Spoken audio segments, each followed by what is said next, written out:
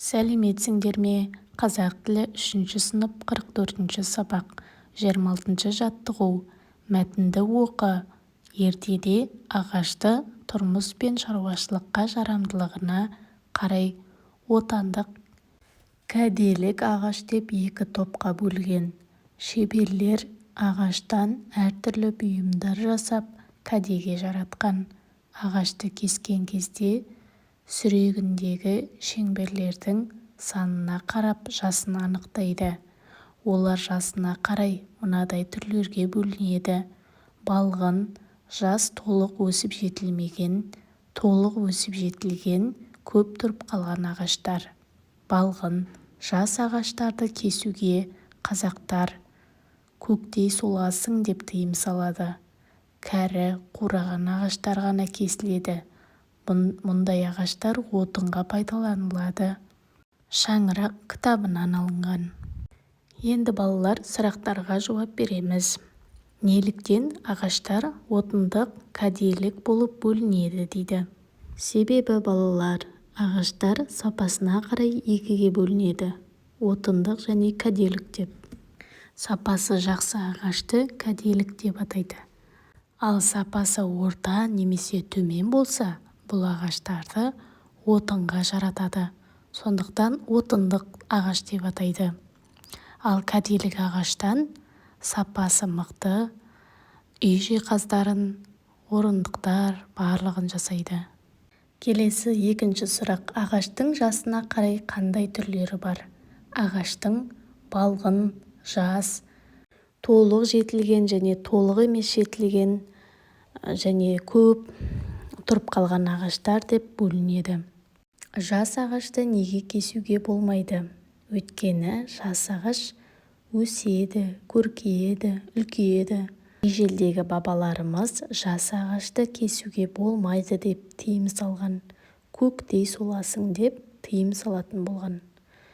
Келесі 4-ші сұрақ. Көктей соласың деген деп неліктен айтады? Себебін талқыла. Көктей соласың деп ол жастай өлу, жастайынан қыршынан қиылу деген мағынаны білдіреді. Келесі мәтіннен түбірлес сөздерді тап. Мәтіндегі түбірлес сөздер: ағашты, ағаштан, ағаштың, ағаштар, ағаштарды сөздері жатады. Мәтіннен түсініксіз сөздерді тауып, мағынасын түсіндірме сөздіктен біліп ал дейді. Мәтіндегі түсініксіз сөздер: көктей соласың. Көктей соласың сөзі ерте өлу, қыршынынан қиылу деген мағынаны білдіреді. Келесі 27-ші жаттығу. Берілген сөздермен туынды сөздер жасап жаз дейді. Бала, сый, ек сөздеріне мына тұрған жұрнақтарды қосып сөздер жасап жазамыз. Лық, қан, шін, қай, мен, дік, лау, лық жұрнақтарының қайсысы сәйкес келеді? Балалық, балақай, балалы, баламен, балалау сөзі шықты. 2-ші сыйға: сыйлық, сыйлы, сыйлау. Ек, екші, ектік сөзі. Енді келесі жаттығу 28. Шығармашылық үзіліс. Ойлан тап. Суреттегі адамдардың жасына қай ағаш түбірі сәйкес келеді?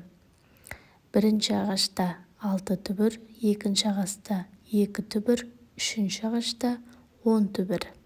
Яғни 1-ші ағаш 3-ші тұрған 6 жастағы балаға келеді, ал 2-ші ағаш 1-ші тұрған балаға келеді. Ал 3-ші ағаш ортасындағы адамға сай келеді. Келесі 29-ші жаттығу. Сұрақтарға жауап жаз. 1-ші күн мен түн теңелетін кез. Ол 22-ші наурыз. 2-ші ең ұзақ күн қашан болады? 22-ші маусым.